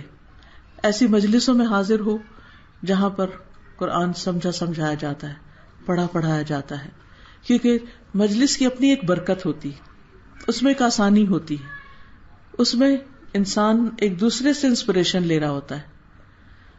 پھر اسی طرح یہ ہے کہ رمضان میں کوئی نہ کوئی سورت ضرور یاد کریں، کچھ نہ کچھ حصہ زبانی یاد کریں، یا سال بھر میں اگر آپ نے کچھ زبانی یاد کیا، حفظ کیا ہوا ہے تو اس کی دہرائی کرنے کا ایک پلان بنائیں. پھر اسی طرح یہ بات یاد رکھیں کہ قیامت کے دن قرآن اور روزہ دونوں سفارش کریں گے. قرآن کہے گا کہ میں نے اس شخص کو رات سونے سے باز رکھا، کیونکہ تراویح میں قرآن سنا جاتا ہے، تو اللہ تعالیٰ سے کہے گا کہ اللہ اس کے حق میں میری سفارش قبول کر. روزہ کہے گا کہ میں نے اس کو دن کو کھانے پینے سے روکے رکھا، اس کے حق میں میری سفارش قبول کر، تو ان کی سفارش قبول کی جائے گی. تو رمضان چونکہ قرآن نازل ہونے کا مہینہ ہے، اس لیے ہمارا ایک فرض بنتا ہے کہ ہم عام دنوں کی نسبت لازمی طور پر اس مہینے میں قرآن سے تعلق زیادہ کریں. 8ویں چیز جو انسان کو فائدہ دیتی ہے تقویٰ بڑھانے میں وہ ہے کثرت سے صدقہ خیرات کرنا. نبی صلی اللہ علیہ وسلم رمضان میں جب جبریل سے ملاقات کرتے اور قرآن کا دور کرتے تو تیز آندھی سے بھی زیادہ آپ لوگوں کے حق میں سخی ہوتے، یعنی ہر ایک تک آپ کی خیر پہنچتی. تو رمضان سے پہلے ہی آپ اپنی ساری لسٹیں بنا رکھے کہ کون کون رشتہ دار ہیں، ان کو کیا دینا ہے، دوستوں عزیزوں کو کیا دینا ہے، غریبوں، فقیروں، مسکینوں، قیدیوں، مسافروں اور ضرورت مندوں کو کیا دینا ہے. اگر انسان ایک دفعہ اپنا پلانر بنا لے تو ہر رمضان میں اسی کو اٹھائے اور ٹک کرتا جائے اور ہر ایک کا حصہ نکال کے رکھ دے، کیونکہ عام دنوں کے مقابلے میں رمضان میں کوئی بھی عبادت انسان کرتا ہے تو اس کا اجر و ثواب بڑھ جاتا ہے. تو اس لیے نبی صلی اللہ علیہ وسلم کی سنت پر عمل کرتے ہوئے رمضان میں خوب صدقہ خیرات اور اس کے ساتھ ساتھ روزوں کی افطاری وغیرہ اور غریبوں کو رمضان راشن اور کھانا کھلانے کا اہتمام خاص طور پر کرنا چاہیے. 9ویں چیز تراویح کا اہتمام کرنا. تراویح اگرچہ فرض نہیں ہے لیکن حقیقت یہ ہے کہ انسان فرائض کے بعد جب نوافل ادا کرتا ہے تو وہ اللہ تعالیٰ کے اتنے قریب ہو جاتا ہے کہ اللہ سبحانہ وتعالیٰ کی اس کو خاص مدد حاصل ہوتی ہے. حدیث میں آتا ہے کہ اللہ سبحانہ وتعالیٰ فرماتا ہے کہ میں اس کا ہاتھ بن جاتا ہوں جس سے وہ پکڑتا ہے، اس کی نگاہ بن جاتا ہوں جس سے وہ دیکھتا ہے، اس کا کان بن جاتا ہوں جس سے وہ سنتا ہے. مطلب اس کا کیا ہے کہ انسان پھر نیکیوں کی طرف دوڑ پڑتا ہے. اللہ سبحانہ وتعالیٰ کی ایسی تائید انسان کو حاصل ہوتی ہے کہ خیر اور بھلائی کے کاموں میں دل لگنے لگتا ہے، اچھے کاموں سے محبت ہونے لگتی اور برائی سے انسان دور ہونے لگتا ہے. پھر یہ کہ خاص طور پر آخری راتوں کی عبادت، تاک راتوں کی عبادت، اس کے لیے بھی انسان پہلے سے پلان کر کے رکھے، اپنے سارے کام کاج جو ہیں پہلے ہی ختم کر لے تاکہ ان دنوں کو اگر ہو سکے تو اعتکاف کرے انسان، یا پھر یہ کہ کم از کم راتوں کی عبادت ضرور کرے. اور ليلۃ القدر کی تلاش میں سستی نہ کرے. تو اللہ تعالیٰ سے دعا ہے کہ وہ ہمیں آنے والے رمضان کی برکتیں عطا کرے اور جس مقصد کے لیے رمضان آیا ہے یعنی تقوی حاصل کرنا اسے حاصل کرنے کی توفیق دے تاکہ ہمارے اندر ایسی ایمانی قوت پیدا ہو کہ رمضان کے بعد ہم پہلے سے بہتر انسان بن چکے ہوں. وآخر دعوانا ان الحمد للہ رب العالمین. اگر آپ کے ذہن میں کوئی سوال ہو یا کوئی بات مزید پوچھنا چاہیں تو موسٹ ویلکم. شعبان کی جو 15 رات کا جی اصل میں جو کچھ شبرات کے بارے میں بتایا جاتا ہے بیسیکلی وہ جو لیلۃ القدر ہے اس کی فضیلتیں ہیں کہ قسمتوں کے فیصلے ہوتے ہیں, یعنی کہ سال بھر کا جو بجٹ ہے وہ ایک طرح سے اترتا ہے. تو ان سب چیزوں کو یعنی لیلۃ المبارکہ, اس رات کو لیلۃ المبارکہ جو ہے وہ قرآن مجید میں دراصل رمضان ہی کی جو رات ہے لیلۃ القدر اس کو کہا گیا ہے. تو بہت سی ضعیف روایتیں ایسی ہیں جن کی وجہ سے لوگوں کے اندر یہ خیال پیدا ہو گیا ہے کہ جو 15ویں شعبان کی رات ہے یہ بہت زیادہ برکت کی رات ہے.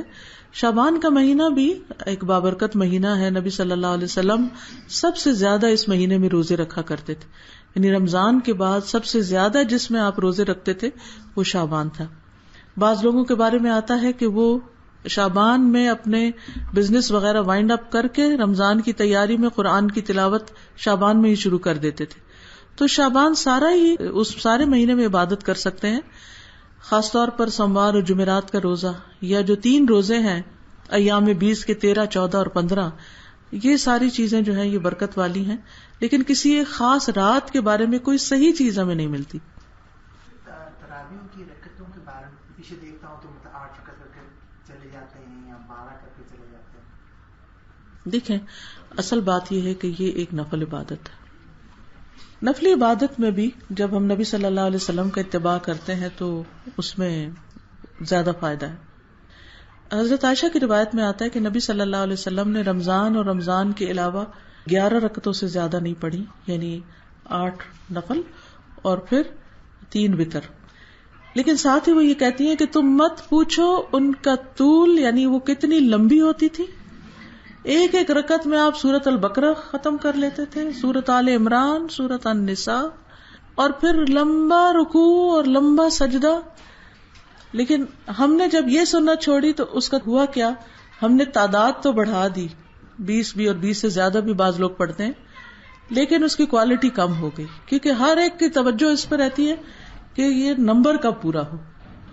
تو میں یہ سمجھتی ہوں کہ نفل اصل میں ہمارے اوپر فرض نہیں ہوتا. تراویح فرض نہیں ہے, اگر کوئی نہیں پڑھ پاتا تو اس کو گناہ نہیں ہے, جیسے اگر کوئی عشاء کی نماز نہیں پڑھتا تو اس کی پکڑ ہے, ایسی کوئی بات نہیں. لیکن اگر انسان اس کو پڑھتا ہے تو نفل ہمیشہ اللہ کے قرب کے لیے پڑھے جاتے, تقرب کے لیے پڑھے جاتے ہیں. تو انسان جب تقرب کے لیے یعنی اللہ سبحانہ تعالیٰ کے قریب ہونے کے لیے کوئی کام کرے تو اس کو اتنا خوبصورتی سے کرے, اتنی اچھی کوالٹی سے کرے کہ واقعی اللہ راضی ہو جائے. اب اس میں ایک مثال کے طور پر اگر آپ جاتے ہیں کسی مسجد میں تو وہاں پر 20 رکعتیں ہو رہی ہوتی, جیسے ہم لوگ حرم میں جاتے ہیں تو 20 رکعتیں 10 ایک امام پڑھا رہا ہوتا ہے, 10 ایک پڑھا رہے ہوتے ہیں. اب آپ یہ کہہ کے کہ جی مجھے تو صرف 8 پڑھنی اور ریجڈ ہو جائے, ٹھیک ہے آپ 8 پڑھ لیں کہ نبی صلی اللہ علیہ وسلم کی سنت ایسی تھی, لیکن آپ نے منع تو نہیں کیا کہ آپ اس سے زیادہ نفل نہیں پڑھ سکتے. آپ جتنی چاہیں رکعت ہے اس کے بعد پڑھیں. اگر آپ دیکھ رہے ہیں کہ آپ کے سامنے خزانے لوٹ رہے ہیں اور قرآن پڑھا جا رہا ہے اور تلاوت ہو رہی ہے اور اللہ کا گھر سامنے ہے اور آپ بیٹھ کے گپ شپ لگائیں, چائے پیئیں کہ جی میں نے تو 8 کی سنت پوری کر لی, تو یہ طریقہ ٹھیک نہیں ہوگا. جہاں جس کو جتنا موقع ملتا ہے, اگر آپ کے قریب ایسی مسجد ہے کہ جس میں جا کے آپ 8 اب وہ پڑھا رہے ہیں تو اس پہ آپ کو پریشانی کی ضرورت نہیں ہے. اگر کہیں ایسے پہ جگہ جاتے ہیں جہاں 20 پڑھانے تو پریشانی کی ضرورت نہیں ہے. نفل نماز ہے, نہ ہی آپس میں لڑائی جھگڑے کی, کیونکہ یہ آپس کا اختلاف جو ہے یہ ایک عذاب ہے. اور بخاری کی ایک حدیث میں آتا ہے کہ نبی صلی اللہ علیہ وسلم کے پاس عبداللہ بن مسعود آئے, عبداللہ بن عمر بن عاص کو لے کر, کہنے لگے کہ یہ ایک آیت اس طرح پڑھ رہے ہیں جیسے آپ سے میں نے نہیں سنی, آپ اور طرح پڑھتے ہیں یا اور طرح پڑھ رہے ہیں. نبی صلی اللہ علیہ وسلم نے ان کی بات سنی تو آپ کے چہرے پر ناگواری کے اثرات آئے, آپ کو پسند نہیں آئی یہ بات. تو آپ صلی اللہ علیہ وسلم نے فرمایا کہ تم دونوں ہی اچھے ہو، دونوں ہی ٹھیک پڑھ رہے ہو، اور اختلاف نہ کرو. ایز لانگ ایز وہ چیز ہمارے دین کے اندر ہے، اس کی رخصت ہے، وسعت ہے، اجازت ہے، تو ہمیں ایک دوسرے کے ساتھ لڑائی جھگڑا کرنا اور اس بنا پہ مسجدیں الگ کر لینا اور اختلاف کرنا اور ایک دوسرے کو گمراہ قرار دینا اور ایک آخری حد تک نکل جانا، یہ چیزیں ایک عذاب کی شکل رکھتی ہیں. نبی صلی اللہ علیہ وسلم نے اجتماعیت کو برکت کہا ہے اور اختلاف کو عذاب کہا ہے. اللہ سبحانہ وتعالی ہمیں ایسی چیزوں سے بچائے. اب دیکھیے کہ قرآن مجید نازل ہوا نا، 7 حروف پر نازل ہوا، یعنی اس میں ایک آیت کو بعض اوقات ایک سے زیادہ طریقوں سے بھی پڑھا جا سکتا ہے. جیسے مثال کے طور پر الحمدللہ رب العالمین الرحمن الرحیم مالک یوم الدین، اس کو ملک یوم الدین بھی پڑھا گیا، ملک یوم الدین. اب تھوڑا سا فرق ہے، دونوں کے پڑھنے کی اجازت ہے، ٹھیک ہے. اسی طرح والضحیٰ، اس کو والضحیٰ بھی پڑھا گیا ہے، ہا اوپر کی بجائے ہے کر کے بھی پڑھا گیا. اب یہ چیزیں جو ہمیں سنت سے ثابت ہیں ایک سے زیادہ طریقے سے، تو اس کو کرنے میں حرج نہیں، مطلب نہیں بدلتا اس سے، ٹھیک ہے نا. میرے ذہن میں یہ ہوتا ہے کہ عدت کے بارے میں، عدت میں 3 چیزیں ہیں خاص طور پہ، ٹھیک ہے. نمبر 1 عورت دوبارہ نکاح نہیں کرے گی. نمبر 2 زیب و زینت نہیں کرے گی. نمبر 3 اسی جگہ رہے گی جہاں اس کے شوہر کی وفات ہوئی ہے.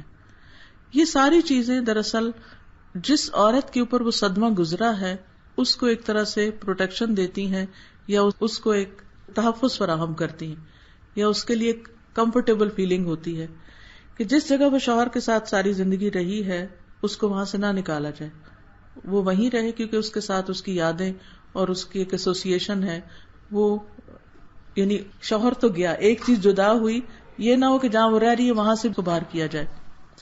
دوسری چیز، جب عورت کا شوہر فوت ہوتا ہے تو قدرتی طور پر اس کے اندر ایک غم آتا ہے، ایک غم، ایک دکھ کی کیفیت ہوتی ہے. اس کیفیت کو کوئی اور نہیں محسوس کر سکتا، کوئی اور جتنے بھی دلاسا دے، جتنا بھی کہے، حتیٰ کہ بچے بھی وہ غم اس طرح نہیں لیتے جس طرح ایک بیوی لیتی ہے اپنے شوہر کا. اس سے ایکسپیکٹ نہ کیا جائے کہ وہ کوئی زیب و زینت کرے یا وہ تمہاری ہر چیز میں جیسے وہ پہلے شریک ہوتی تھی اسی طرح ہو. اسے ٹائم دیں. یعنی شریعت نے دوسرے لفظوں میں ایک طرح سے یہ کہا کہ take your time, take your time, یعنی کمفرٹیبل رہو جیسے بھی. تیسری چیز ہے کہ نکاح نہ کیا جائے، کیونکہ اس کی ابھی ایسوسیشن اس شخص سے ابھی ختم نہیں ہوئی کہ اس کو ایک اور کو پروپوز کر دے. ہمارے معاشرے میں تو عام طور پہ ویسے ہی مشکل ہے بیوہ عورت سے شادی، لیکن جن معاشروں میں نہیں ہے وہاں پر یہ کہ ادھر سے اگر کسی کا شوہر فوت ہوا تو دوسرے دن کوئی آ جاتا تھا کہ تم مجھ سے شادی کر لو. تو وہ بھی عورت کے لیے سائیکولوجیکلی ایک بہت مشکل بات ہوتی تھی. تو ان ساری چیزوں کی روک لگا کر عورت کو ایک طرح سے اپنا وہ ٹائم پیریڈ اور سوچنے سمجھنے کا موقع دیا گیا.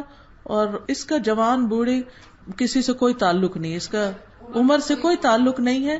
ہر عمر میں عورت کو ایک ٹائم دیا جاتا ہے کہ وہ اس وقت کو سکون سے گزارے اور اس کے بعد پھر جو بھی اپنے بارے میں ہر چیز کے بارے میں فیصلہ کرے.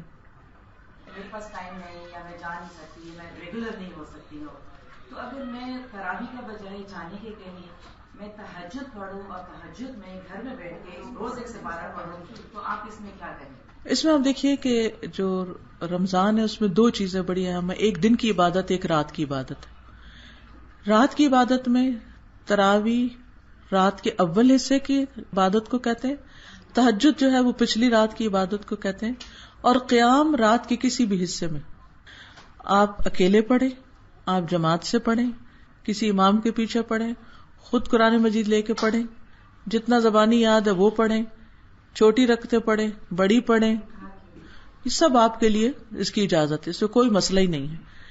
بس صرف یہ ہے کہ اگر انسان جماعت کے ساتھ تراویح پڑھتا ہے تو آسانی ہو جاتی ہے، خود پڑھنا نہیں آتا تو سن کے وہ ایک سکون آتا ہے. پھر یہ بھی حدیث میں آتا ہے کہ جو امام کے ساتھ پڑھ کے وتر پڑھ لیتا ہے امام کے ساتھ، اس کو پوری رات کے قیام کا ثواب مل جاتا ہے. یہ ایک ایڈیشنل بینیفٹ ہوتا ہے. لیکن اگر آپ مصروف ہیں، کوئی آپ کی جاب کام ایسا ہے یا بچے ہیں یا کچھ بھی ہے، تو آپ چاہتے ہیں کہ تھوڑا سو کے آرام کر کے صبح اٹھ کے پڑھ لیں تو بھی پڑھ سکتے ہیں، لیکن عشاء کی نماز اب سونے سے پہلے پڑھ لیجیے، وہ دیر سے نہیں پھر ہونی چاہیے، یعنی عشاء سے پہلے سونے سے منع کیا گیا، ناپسند کیا گیا۔ اچھا، دوسرا میرا کوشچن ہے جو میں ہر سال کنفیوزڈ ہوتی ہوں، چاند نظر آ جاتا ہے لیکن آفیشیلی اناؤنسمنٹ اگلے دن کا ہوتا ہے، تو پھر کیا کریں آپ؟ اس میں آپ دیکھیے حدیث میں آتا ہے سوموا لرؤیتہ وافطروا لرؤیتہ، چاند دیکھ کے روزہ رکھو، چاند دیکھ کے روزہ افطار کرو۔ اگر آپ نے خود دیکھ لیا ہے، آپ کی آنکھوں نے دیکھ لیا ہے، تو پھر آپ کے لیے تو جائز ہو گیا، لیکن جس نے دیکھا نہیں یا اس کے پاس دیکھنے کا کوئی موقع ہی نہیں، تو اس کو تو کسی نے بتانا ہی ہے، وہ آفیشیل اناؤنسمنٹ ہو یا کسی مسجد سے اناؤنسمنٹ ہو رہی ہو۔ رمضان 30 کا ہے تو شوال کا چاند بڑا ہی دکھے گا، اگر 29 کا ہو تو چاند چھوٹا دکھتا ہے، ٹھیک ہے، یعنی 29 کے جب اگلے دن ہلال نظر آتا ہے وہ زیادہ باریک ہوتا ہے، لیکن اگر ایک دن زیادہ کا مہینہ ہو تو پھر قدرتی بڑا نظر آتا ہے۔ پھر آپ دیکھیے کہ مطلع جو ہے وہ چینج ہوتا ہے۔ آج ہی صبح میں پشاور سے واپس آئی ہوں، میں اسلام آباد میں مغرب پڑھ رہی تھی 7:07-8 پہ، جب ہم وہاں پہنچے تو میں نے کہا اذان نہیں ہو رہی، اذان نہیں، مجھے اسے بے چینی سے شروع ہو گئی، 7:20 پہ اذان ہوئی۔ میں نے اپنا پھر وہ نکال کے دیکھا تو انہوں نے مجھے بتایا کہ یہاں اسلام آباد کی نسبت دیر سے مغرب ہوتی ہے، یعنی اس کا مطلب یہ ہے کہ وہاں بعد میں اندھیرا ہوتا ہے۔ اب یہ ہے کہ یہاں جلدی اندھیرا ہو گیا اور وہ چاند جو ہے وہ غروب ہو گیا، ہمیں نظر نہیں آیا، وہاں چاہے چند منٹ کا فرق پڑا اور ان کے غروب سے پہلے وہ چیز وہاں نظر آ گئی، ٹھیک ہے نا۔ تو جب غروب کے ٹائم میں فرق ہے تو چاند کے بھی غروب طلوع میں فرق ہو سکتا ہے، یہاں اور پشاور کا بھی فرق ہو سکتا ہے، اس تو کوئی حرج نہیں، کیونکہ کہیں تو اس نے چینج ہونا ہے نا، ساری زمین پر تو ایک جیسا نظر بھی نہیں آ رہا، سب کو تو ایک دن بھی نہیں نظر آ سکتا۔ تو ایسی صورت میں ہمیں اس کا کوئی مکلف نہیں قرار دیا گیا کہ ہم اس کو فالو کریں، اس کو ہم نے دیکھ لیا یا ہمیں ایسے باوثوق ذرائع سے خبر مل گئی، ہمارے لیے روزہ کھولنا اور رکھنا جائز ہو گیا، اسے کسی کنفیوژن کی ضرورت ہی نہیں۔ بہت دفعہ یہ ہر سال لوگ مجھ سے پوچھتے رہتے ہیں اور میں ان کو یہ کہتی ہوں اگر آپ نے دیکھ لیا تو آپ روزہ رکھ لیں، اگر آپ نے نہیں دیکھا تو سب کے ساتھ جب اعلان ہوگا تو تب رکھ لیں، تو اس میں ایسی بڑی مشکل نہیں، ہمارے اوپر اس کی ذمہ داری نہیں۔ تہجد کے لیے کہتے ہیں کہ آپ کا سونا ضروری ہے، سو کے دوبارہ اٹھے تو پھر تہجد۔ جی ویسے تو لازم تو نہیں ہے، جو پچھلے پہر یعنی 2/3 رات گزر جاتی ہے تو پھر جو سحری کے قریب وقت یعنی آخری حصہ آ جاتا ہے تو اس وقت یہ کہ کہتے کہ اللہ سبحانہ وتعالیٰ آسمان دنیا پر آتے ہیں، تو تہجد کا لفظی معنی ہوتا ہے نیند سے بیدار ہونا، تو جو نماز نیند سے اٹھ کے پڑھی جائے اس کے لیے پھر تہجد کا لفظ استعمال ہوتا ہے۔ لیکن اگر کسی وجہ سے آپ ساری رات نہیں سو پا رہے تو اس وقت میں جو یعنی جیسے 1-1:30 بجے کا وقت ہوتا ہے وہ تہجد کا وقت ایک طرح سے شروع ہو جاتا ہے، وہ خاص عبادت کا وقت، تو اس میں آپ پڑھیں گے تو وہ بھی تہجد شمار ہو جائیں گے۔ یعنی کہ آبویسلی عام طور پر لوگ سوتے ہی ہیں، لیکن اگر کسی وجہ سے نہ بھی سو سکے تو پڑھ سکتے ہیں۔ خواتین کو اویئر کرایا جائے یا مردوں کو اویئر کرایا جائے کہ آپ لوگ اپنے گھر اور اپنے جیسے رمضان ماشاءاللہ آ رہا ہے اس کے بعد بھی اپنے گھر اور اپنی سراؤنڈنگس کو بھی کلین رکھیں، بیکاز یہ کلیننس کی جو اس میں آپ دیکھیے کہ ہمارے دین میں جیسے نماز کا کانسیپٹ ہے نا، دن میں 5 دفعہ نماز کے لیے جو شرائط بتائی جاتی ہیں اس میں سب سے پہلے جسم کا پاک ہونا، پھر وضو کا ہونا یعنی کہ ایک بڑی نجاست سے پاک ہونا اور وضو کا کرنا، پھر اس کے بعد کپڑوں کا پاک ہونا، صاف ہونا، جگہ کا پاک ہونا، یعنی اگر آپ نماز کی جتنی بھی شرائط دیکھیں تو وہ ساری ہمیں جسم سے لے کے کپڑوں سے لے کے جگہ سے لے کے ہر چیز میں پاکیزگی کا سبق دے رہی ہیں۔ اگر آپ غور کریں تو کوئی عبادت ناپاکی کے ساتھ قبول ہی نہیں ہوتی، تو جب عبادت کے لیے طہارت شرط ہو گئی تو اس کا مطلب ہے آٹومیٹیکلی صفائی کا درس تو آ گیا۔ اب لوگ اگر اس کو نہ اختیار کریں تو اور بات ہے۔ نبی صلی اللہ علیہ وسلم دن میں کئی بار مسواک کرتے تھے، اپنے دانتوں کی صفائی کا خیال رکھتے، اور گھر سے نکلتے وقت، گھر میں داخل ہوتے وقت پہلا کام جو ہوتا تھا وہ آپ کا اپنے منہ کو ساتھ میں اورل ہائیجین، منہ کو صاف کرنا ہوتا تھا. اسی طرح بال، پاؤں، ناخن بڑھانا، کوئی بھی ایسی چیز، انڈر آرمز، انڈر لیگز، بالوں کی صفائی، ان سب چیزوں کو لازم قرار دیا گیا. حتیٰ کہ ہمارا جسم بظاہر صاف بھی نظر آئے لیکن اگر وضو نہیں ہے تو دوبارہ دھونے کو کہا گیا.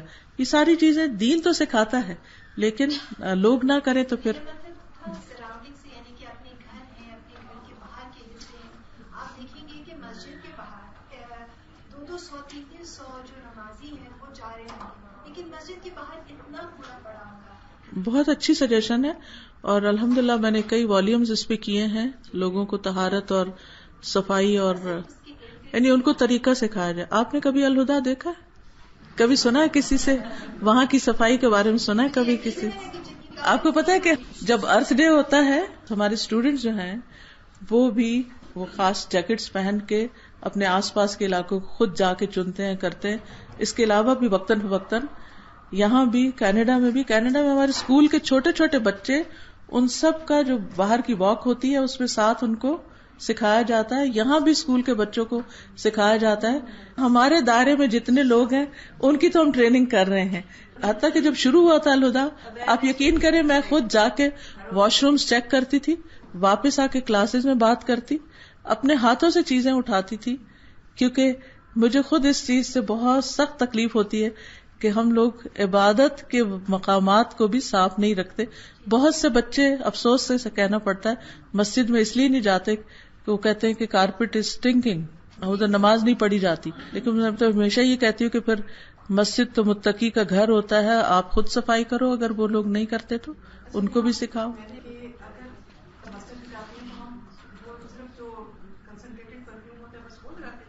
جی اس میں آپ دیکھیے کہ صرف پرفیوم لگانے سے بھی اسمیل نہیں جاتی، اگر لگا بھی لیں نا وہ اور زیادہ ایک عجیب کھچڑی پک جاتی ہے، مکس سی وہ چیزیں فیل ہو رہی ہوتی ہے. اس میں یہ ہے کہ ہر شخص مسجد کے احترام میں صاف ستھرا ہو کر جائے. عورتوں کو پھیلنے والی خوشبو لگانے سے منع کیا گیا کیونکہ آپ ظاہر مسجد میں جا رہے ہوں گے تو جو بھی خوشبو نکلے گی ادھر سے آدمی جا رہے ہوتے تو وہ ایک جو مسجد کا ایک تقدس اور ایک احترام اور یہ چیز ہے اس کے منافی ہے. اگر انڈر آرم کوئی بھی آپ چیز لگاتے ہیں جس کی آپ کے اپنے تک رہتی ہے تو اس میں کوئی حرج نہیں ہے، لیکن اگر اسپرے آپ اپنے حجاب کے اوپر یا باہر کے کپڑوں پہ کر لیتے ہیں تو وہ پھر اس سے منع کیا گیا. جو باڈی اوڈر ہے وہ بھی اسی انٹینسٹی سے پھیلتی ہے جس طرح پرفیوم ہے. دیکھیں نہا تو سکتے ہیں نا، اگر آپ نے وہ آڈر دور کرنی ہے تو کتنی ہی چیزیں ہیں. آپ پٹکڑی کو گیلا کر کے لگائیں، آپ لیمو پانی، آپ گلاب کا عرق، بہت ساری چیزیں ہیں جس سے یہ تکلیف دور ہو سکتی ہے. لیکن یہ ہے کہ ابھی میں نے جو حدیث پڑھی ہے کہ افضل مومن وہ ہے جو اپنی تکلیف سے کسی کو بچائے. تو یہ بھی تکلیف ہے جو ہم پاس کھڑے شخص کی نماز حرام کر رہے ہیں کہ اس کی کنسنٹریشن ہی نہیں ہو رہی. لیکن یہ سینسیٹیو دل چاہیے نا، یعنی انسان کے اندر ایک کانشیسنیس چاہیے. یہ جو تقوی ہے نا یہ انسان کو کانشیس بناتا ہے، یہ انسان کو محتاط زندگی گزارنے کا سلیقہ سکھاتا ہے. وہ ہر چیز کے بارے میں پھر سوچتا ہے کہ کون سی میری ایسی چیز ہے، حتیٰ کہ ناک صاف کرنا، کرتے رہنا، زور زور سے چھینک کے لوگوں کو بدمزہ کرنا. یعنی ہمیں تو حدیث سے یہ بھی پتہ چلتا ہے کہ آپ صلی اللہ علیہ وسلم بہت اونچا چھینکنے سے منع کیا کہ اس آواز کو بھی کنٹرول کیا جائے جو دوسروں کو تکلیف دیتی ہے.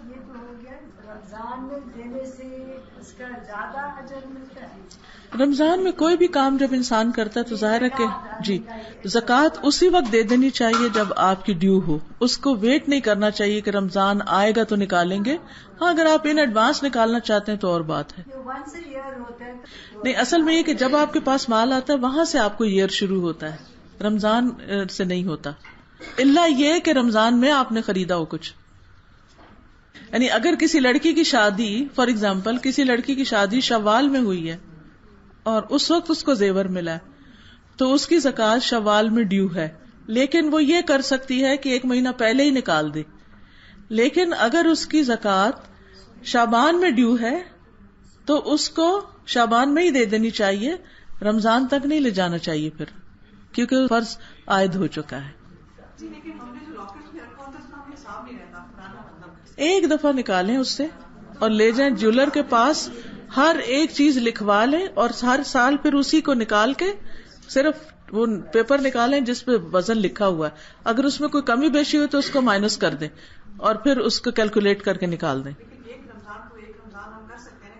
آپ کو یہ دیکھنا چاہیے کہ آپ کے پاس یہ آیا کب تھا، اس وقت کون سا مہینہ تھا. اگر یاد نہ ہو تو پھر ویڈنگ اینیورسری تو سب کو یاد ہوتی ہے عام طور پر، اس مہینے کو آپ اب ایکول کر لیں کہ اس وقت ہجری کیلنڈر کیا تھا. ایک اور بات، ہمیں مارچ اپریل سے نہیں کیلکولیٹ کرنی زکوٰۃ، ہجری کیلنڈر سے کرنی.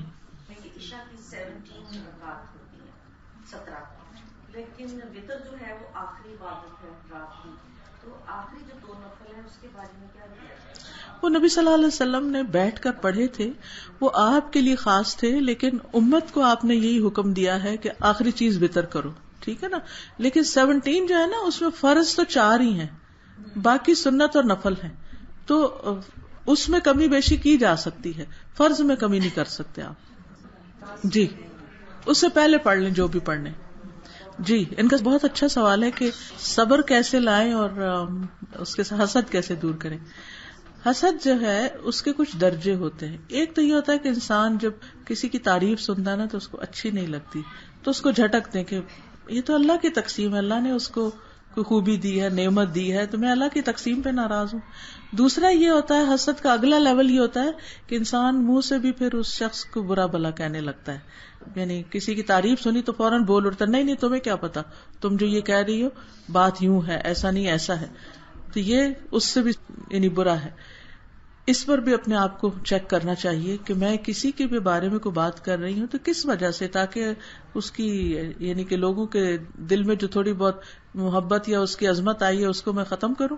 تیسرا درجہ یہ ہوتا ہے کہ آپ کوئی ایکشن بھی لے لیتے ہیں، یعنی آپ اس کو ہارم کرتے ہیں کسی نہ کسی طریقے سے، یہاں تک کہ قتل تک نوبت پہنچ جاتی ہے. جیسے حابیل قابیل کے بیچ میں بھی تو حسد ہی ہوا تھا نا، ابلیس کو بھی حسد ہی ہوا تھا.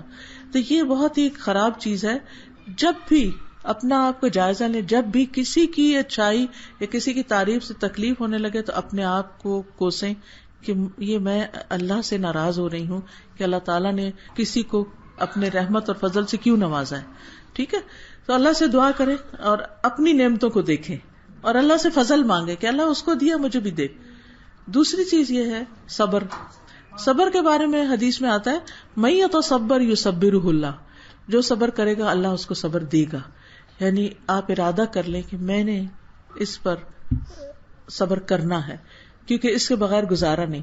صبر میں کیا ہے؟ اپنے آپ کو روکنا. صبر کا لفظی معنی ہوتا ہے روک لینا، کنٹرول کر لینا. روزہ بھی صبر پیدا کرتا ہے کہ آپ کو بھوک بھی لگی ہے، پیاس بھی لگی ہے، لیکن آپ روکتے ہیں نا اپنے آپ کو کہ نہیں اگر میں نے پی لیا کھا لیا تو روزہ ٹوٹ جائے گا. بالکل اسی طرح آپ اپنے آپ کو بری زبان بولنے سے یا کسی کو تکلیف دینے سے یا کچھ بھی جو بھی آپ یا رونا دھونا یا چیخنا چلانا یا شور مچانا، ان چیزوں سے اپنے آپ کو روک لیں اور پھر اپنے سے پوچھے کہ اس کے کرنے میں کیا فائدہ اور اس کے نہ کرنے میں کیا فائدہ ہے. کچھ لوگ کہتے ہیں اب صبر نہیں ہوتا، بہت صبر ہو گیا، یا مجھ سے نہیں ہوتا. تو بات یہ ہے کہ جو کام ہم کرنا چاہتے ہیں نا وہ ہو جاتا ہے ہم سے، اور جو نہیں کرنا چاہتے وہ نہیں ہوتا. صرف ایک چیز یاد رکھے کہ اللہ تعالیٰ قرآن مجید میں فرماتے ہیں انما یوفی الصابرون اجرہم بغیر حساب، صبر کرنے والوں کو ان کا اجر ان لمیٹڈ دیا جائے گا، کہ اتنا کہ جس کا وہ حساب بھی نہیں کر سکتے، کیلکولیٹ ہی نہیں کر سکتے کہ وہ کتنا زیادہ. تو جب اتنا بڑا اجر ملنے والا ہے، اور پھر یہ کہ کامیابی انسان کی صبر کے ساتھ ہی، تو ایک ایسا چیپٹر ہے کہ جس پہ آپ گھنٹوں بولتے چلے جائیں. لیکن مجھے جو چیز فائدہ دی ہے اور جو مجھے قرآن سے اور سنت سے پتہ چلا ہے وہ یہی ہے کہ اپنے اندر ارادہ کرنا ہے کہ میں نے صبر کرنا ہے، اور کوشش کریں اور بے صبری کے برے نتیجے پہ غور کریں تو انشاءاللہ صبر آئے گا. اوکے، سبحانک اللہم و بحمدک اشہد ان لا الہ الا انت استغفرک و اتوب الیک.